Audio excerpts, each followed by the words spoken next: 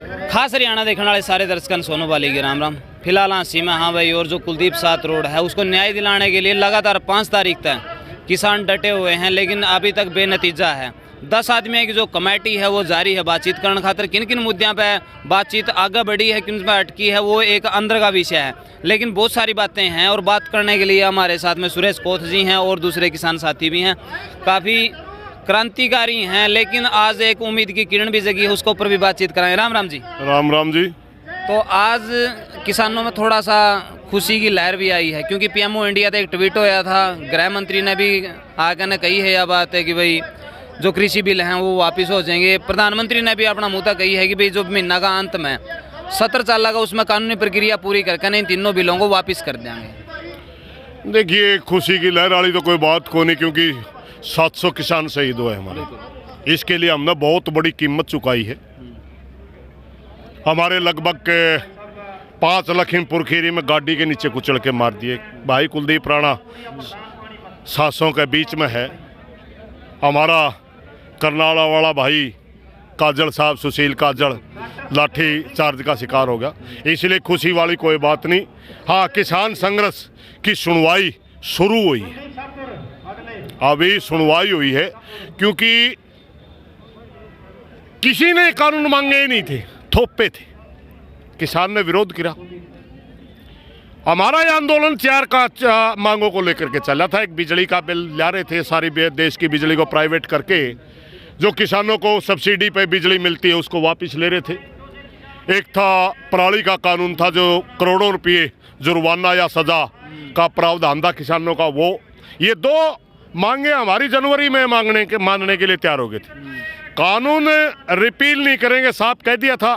MSP के ऊपर guarantee या कानून नहीं देंगे, ये भी साफ कह रहे थे। हमारा आंदोलन आगे बढ़ता गया। आज प्रधानमंत्री का बयान आ कि आपके कानून रिपील हो जाएंगे। एमएसपी के ऊपर उन्होंने कहा कि कमेटी गठित की जाएगी। अब वो कमेटी किस तरह की होगी, कौन उसमें लोग होंगे, किसानों से तो बात हुई नहीं।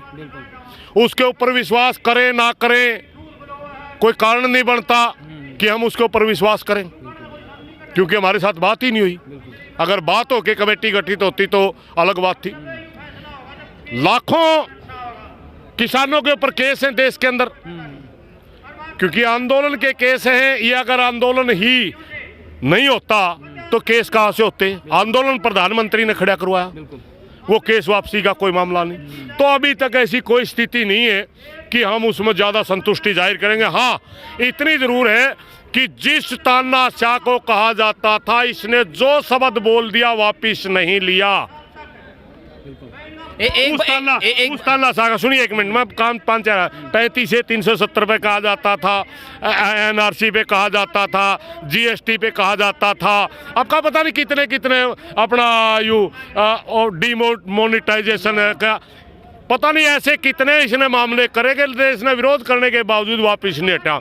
ये देश के किसान ने एकता के बल पे उस तानाशाह को याद दिलाया कि इस देश के अंदर प्रजातंत्र है, तेरे बाप का राज नहीं है। प्रजातंत्र में प्रजा की आवाज मानी जाती है, नहीं अपनी तेरी। आप ये कह रहे हो नहीं कि जो शब्द निकाल दिए उसकी तो मुंह तो यह शब्द में निकाला था, ये किसान ने को नहीं। उसने पंजाब का जब हमारा साथी आया तो खालिस्तानी कह दिया, हम गए तो कह दिया ये वामपंथी हैं, विपक्षी हैं, और फिर कह दिया गुंडे हैं, किसी ने कह दिया अलगाववादी हैं, किसी ने कहा आंदोलनजीवी हैं, किसी ने कहा परजीवी हैं। सारे के सारे नाम हम हजम करते रहे। इसका सारा दे बहरूपिये तक कहा गया, लेकिन उसने माफ़ी मांग ली। हम पंचायती आदमी हैं, पंचायत में रहनी है। सबसे बड़ा कितना बड़ा कसूर कर रखा हो, अगर पंचायत में हाथ खा जोड़ के कह दे भाई मैंने माफ़ कर दो, तो फिर पंचायती आदमी का फर्ज नहीं बनता ये उसके ऊपर टिप्पणी करना। हम तो उसको भाई माफ़ कर दिया और जिसने कहा। आज किसान तो मान्या, इस देश के नागरिक तो मान्या, प्रजातांत्रिक अधिकारों के तहत हम लड़ाई लड़ रहे हैं, ये तो मान्या। बेशक से छोटा वर्ग मान्या हो, बड़ा वर्ग मान्या हो, मगर हम तो अपने दिल से अपने प्रजातांत्रिक अधिकारों के तहत अपने देश की सरकार से लड़ रहे थे, मगर वो हमारे साथ ऐसा व्यवहार कर रहे थे जैसे हम इस देश के नागरिक ही नहीं, जैसे कोई दुश्मन देश के नागरिक हैं। आप इब प्रधानमंत्री की बात ना कर हरियाणा की बात करा, और हरियाणा में भी जो सत्ताधारी पार्टी में बैठे हुए लोग हैं और जो सहयोगी दल बैठे हुए हैं, उसके कुछ लोगों ने कहा था कि कानून वापस नहीं होए कर दें और ना उन्दे हैं, इस तरह के बयानबाजी करी हैं, बहुत सारी और भी बातें कही थी।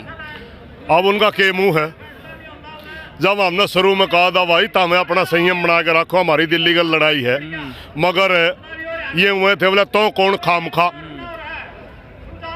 ब्याह में ब्याह हो रहा हो, ब्याह तो बंदड़ा बंदड़ी का हो, कोई झड़ा के नाचन लाग जाए के वैल्यू उसकी भाई 500 रुपये लेके जाएगा, बस इतना फर्क है। ये तो हुए भाई थे, उन खाम खाई नाचे थे, इनका कोई पूछे नहीं थी यार। लड़ाई किसान की प्रधानमंत्री की थी, कानून वो ले आया था, ये तो धक्का कर रहे थे। आज क्या मुंह है इनका, आज क्या मुंह है इनका? सबसे बड़ा जो गद्दी पे बैठा है उसने कहा मैं कानून वापस लूंगा, अब को किस मुंह तो बोलेंगे? बिना मतलब की बात करना, जब मेरे हाथ में कोई अधिकार नहीं है मैं उसके ऊपर टिप्पणी करूं या उसके ऊपर कोई बात करूं, जब मैं कोई दे नहीं सकता, कोई चीज़ ले नहीं सकता, उसके ऊपर बिना मतलब की बात करना, ये है इनका मामला। तो एक बात और है नहीं जी, ये आने वाली जनरेशन पे इसका कितना असर पड़ेगा इस जीत का? हमने पहले ही कह दिया था अगर किसी कारणवश हम ये आंदोलन लूज कर गए तो आने वाले टाइम में भी कोई आंदोलन लड़ नहीं पाएगा, इतना बड़ा आंदोलन कर ही नहीं सकते। और अगर ये आंदोलन हम जीत गए तो आने वाली 20 साल तक कोई भी सरकार किसान के खिलाफ आंदोलन लाने की हिम्मत, किसान के खिलाफ कानून बनाने की हिम्मत ही नहीं कर सकती। आने वाली जनरेशन से भी हम एक प्रार्थना करेंगे, एकता की ताकत को पहचान करके, और भी बहुत से मुद्दे बाकी बचे हुए हैं स्टेट के हैं। एक बात और है नहीं जी, क्योंकि इसमें चाहे छोटा बच्चा है, चाहे महिला है, चाहे बुजुर्ग है, चाहे युवा है, सारे के सारे इस आंदोलन में शामिल थे। तो कहीं ना कहीं यह भी लगा है कि जो बच्चा ने युवा आंदोलन देखा है, आगे की रणनीति तय करने में उनकी बड़ी भूमिका, बड़ा योगदान मिलेगा उनकी। अगर नियत सही से आंदोलन लड़े जाते हैं, एकता बना के लड़े जाते हैं, तो जीत निश्चित होती है।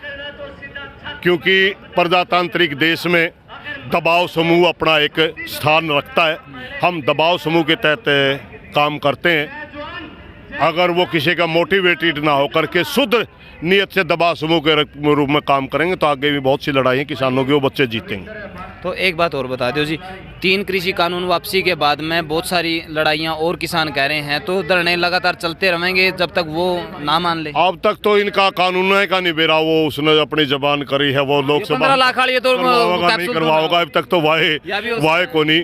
दूसरी बात धरना उसमें बॉर्डर के ऊपर मीटिंग होगी और मीटिंग होने के बाद हम आगे की रणनीति तय करेंगे। हाँ, एमएसपी का हमारा मुद्दा अभी बाकी है।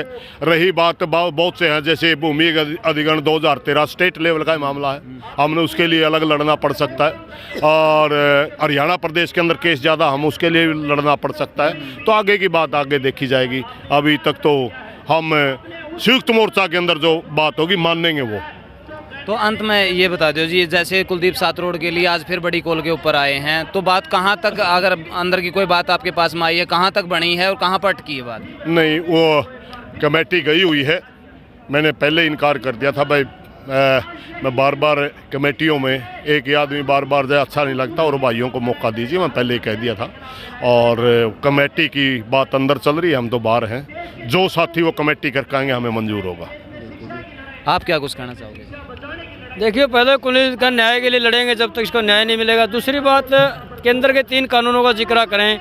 आज इस देश के किसान ने एक तानाशाह को झुकाने का काम किया है, क्योंकि मोदी नाजी और मुसलोनी को मारने वाला आदमी है, क्योंकि आरएसएस की विचारधारा तानाशाह से ग्रस्त है।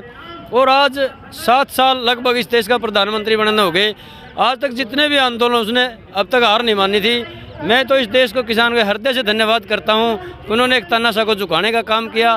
एक क्वेश्चन आपने स्टेट की पार्टी के बारे में कराया था, किसानों को अपना आपको बड़ा हितैषी बताने का काम करते हैं, लेकिन पिछले दिनों हरियाणा विधानसभा में कानून पास कराया भूमि अधिग्रहण बिल, जिसमें 6 नोटिस तो किसान को नहीं दिया जाएगा। प्राइवेट सेक्टर की जो ज़मीनें हैं वो धक्के से आपके खरीदी जाएंगी, वो तो किसान के नाम पर ढोंग करते हैं। अगर वो किसानों के इतने हितैषी हैं तो वो चौथा कानून जो हरियाणा बनाया है वो केंद्र के साथ साथ वापस ले लें, ताकि मान लेंगे देवीलाल के अच्छे वंशज हैं।